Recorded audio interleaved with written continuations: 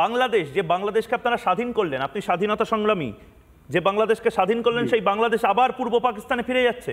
অবশ্যই সেই দিকেই যাচ্ছে। তবে একটা কথা আমি বলি ভাই, মনে রাখেন 91% বাংলাদেশি ইন্ডিয়াকে ভালোবাসে।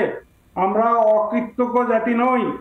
ইন্ডিয়া আমাদের দুঃসময়ে 1 কোটি মানুষকে আশ্রয় দিয়েছে, খাবার দিয়েছে, মুক্তিযোদ্ধাদেরকে ট্রেনিং দিয়েছে, অস্ত্র দিয়েছে, নিজে মুক্তিযোদ্ধাদের সাথে যুদ্ধ করে পাকিস্তানি হানাদার বাহিনীকে পরাজিত করেছে এবং 12,000 ইন্ডিয়ান সৈন্য তারা রক্ত দিয়েছে।